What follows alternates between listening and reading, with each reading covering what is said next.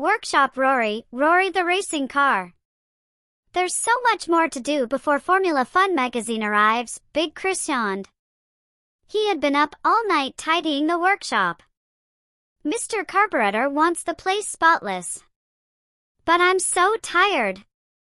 I'll look after the workshop while you have a nap, Roary offered. Well, if you're sure, yawned Chris. Thanks. Molecom was trying to make Flash's skateboard go faster. Okay, he said. Try it now. It's supposed to go vroom. Vroom, Molecom, like Maxi, Flash said miserably. Maxi arrived at the workshop, coughing. Has anyone seen Big Chris? He asked. He's having a nap, Maxi, Roary said. What? Spluttered Maxi. He said he'd give me an oil change this morning. I really need one. Listen. You're right. Roary frowned. I'd better go and wake Big Chris. How's Big Chris doing, Rusty? Roary asked. Listen to him snoring. Rusty replied. He's sleeping like a big baby. Oh dear, Roary said. I can't wake him now. Maxi will just have to wait. What do you mean I'll have to wait? Coughed Maxi. I'm sure Big Chris will wake up soon, said Roary. But if you're in a hurry, we'll do it, won't we, Tin Top? But Tin Top didn't look so sure. Molecom was still trying, unsuccessfully, to improve Flash's top speed. Now that's what I want to do, exclaimed Flash, as Drifter zoomed by. That's what I want to sound like. Suddenly, Molecom had an idea. Well then, let's see if we can borrow an engine from Big Chris. He's bound to have spares. Roary had Maxi up on the ramp, ready to change his oil, but Drifter had come in with flat tires. Roary wasn't sure who to take care of first. Just then, Flash and Molecom arrived. Hi, Maxi, what are you doing up there? Asked Flash. I'm waiting for Roary to change my oil, grumbled Maxi. I'll do that for you, Roary, Flash said.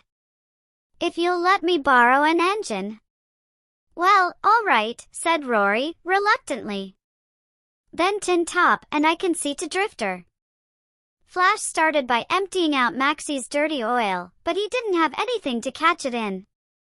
Meanwhile, Marcia was talking to Mr. Carburettor. Yes, Mr. Carburettor, she frowned. Everything's fine. I'll check the workshop and the pits, and they'll be spotless. Yes, of course the cars will look their best. See you soon, Mr. Carburettor. Bye. But the workshop wasn't spotless. In fact, it was quite a mess. How did this happen? Asked Marcia. It's my fault, said Big Chris, walking in on the messy workshop. I was so tired I left the cars in charge while I had a nap. I'm sorry. It's my fault, said Roary. I promised to wake him if anything needed to be done, but I didn't want to disturb him, so I tried to take care of things myself. I'm sorry. I'm sorry, too, said Marcia. I didn't know you were so tired, Big Chris. But what are we going to do? Well, we all made the mess, said Big Chris. So we should all clear it up. Everyone worked really hard to clear up the mess. Big Chris changed Drifter's tire and filled Maxi up properly with clean oil. Marcia mopped up all the oil from the floor, and all the cars tidied up the workshop. By the time they could hear Mr. Carburettor's helicopter approaching, everything was spick and span again. Molecom had fixed the new engine to Flash's skateboard. Let's see what my new souped-up skateboard can do then, he cried. Do be careful, Flash, said Molecom, looking worried. It will be really quite fast now. Oh dear. Mr. Carburettor was talking to the reporter. Yes, Silver Hatch is without doubt the finest racetrack in the world. We have the best workshops, best pits, best mechanic, best marshal. Just then, Flash zoomed past. The fastest rabbits, Mr. Carburettor continued without thinking. Fastest rabbits? Asked the journalist. Yes, said Mr. Carburettor.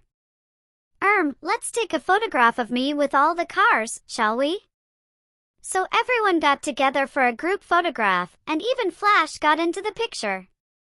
Roary realized that looking after Silver Hatch really was a team effort. That's why it was the best racetrack in the world and almost certainly the only one with a flying rabbit. The end.